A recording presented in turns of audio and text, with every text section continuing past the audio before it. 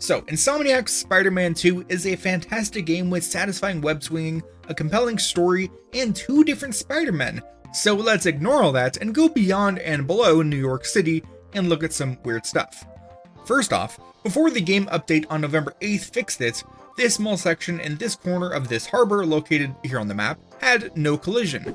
This was cool because it let us go and explore the underside of New York, which is relatively easy if you keep a few things in mind. While down below New York, there are 2 types of areas, those with and without water. When traveling above water, you can repeatedly jump and web zip by spamming X, which is nice and easy, it gets you wherever you want to go. While below water, you can't web swing, so make sure you have some speed to web glide back to safety, otherwise you'll end up gliding too low, which of course kills the Spider-Man. All that said, check this stuff out.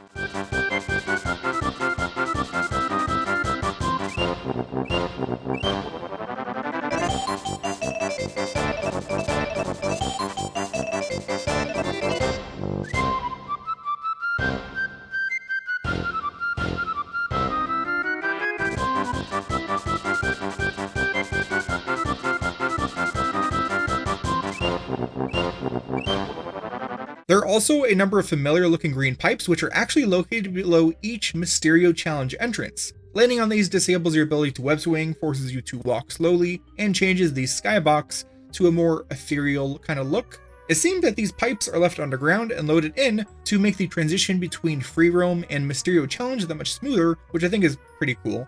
Somewhere on the map that I'll put on screen is an underground complex that is completely disconnected from the city above.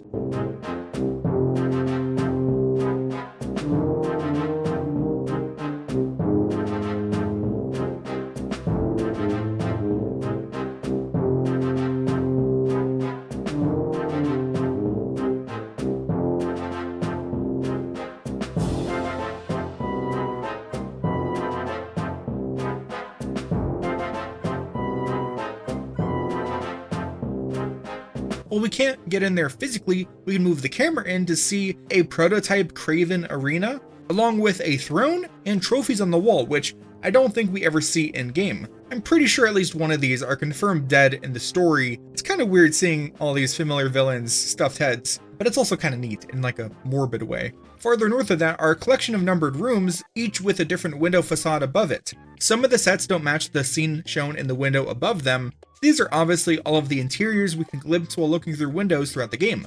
Oddly, some of them have sets filled with multiple NPCs overlapping. I don't have anything really to say about this here other than it's kind of cool seeing behind the curtain, so to speak.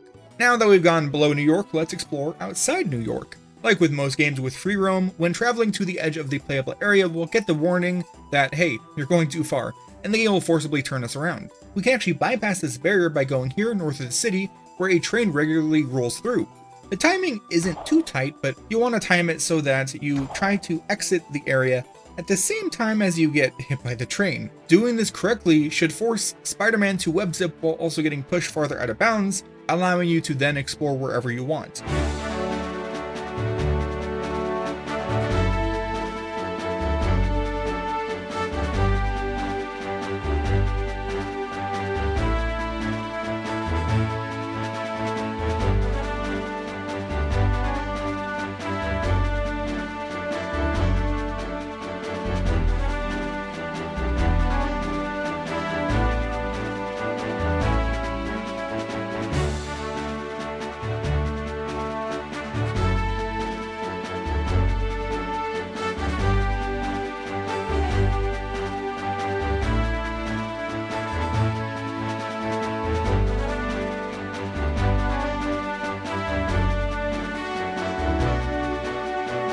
The first thing I did was travel about 12,000 meters north of the city, where I found the very end of the distant visuals, resulting in seemingly endless water.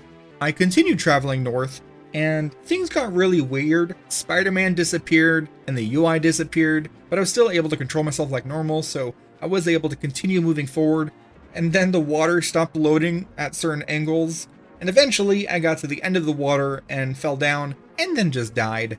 So, not much to be found out here, other than the game kind of falling apart. If we stay closer to the city, we can navigate around to either side to explore the Statue of Liberty and all its low poly goodness. along with this inaccessible island filled with a whole lot of nothing. Perhaps my favorite section of Out of Bounds New York can be found to the east of the barrier. To the north, there are sections with collision where you wouldn't really expect it, and as you approach the central eastern part of the city, you get this really strange situation where there are physical buildings with people and cars mixed in with buildings with no collision, and since they're meant to be a backdrop, some of the placements are a little iffy, and things kind of break down in a really fun way.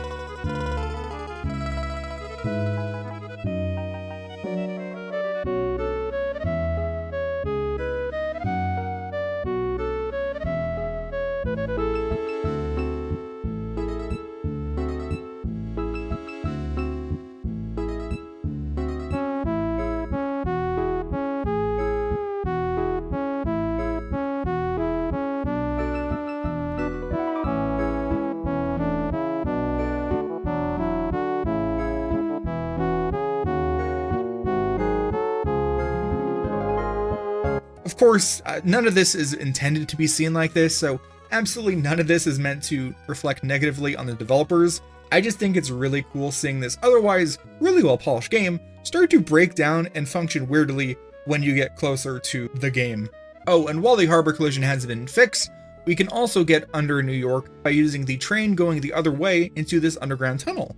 I don't know why, maybe it's due to this train going down a slope or something, but I found this one much trickier to work with, and my only success was when I climbed onto the ceiling and then rappelled down on a web, which made for a really silly view. Now, before we finish off this video, I should note that there are a few other glitches in this game, like you have a few opportunities to ride around on a bicycle, and it's very easy to clip into and through things, resulting in some odd scenarios. There's some weird interaction with corner zipping and slowing time, which under the right circumstances I've yet to understand can result in insane speed. Once, Miles just went a little too hard while breakdancing.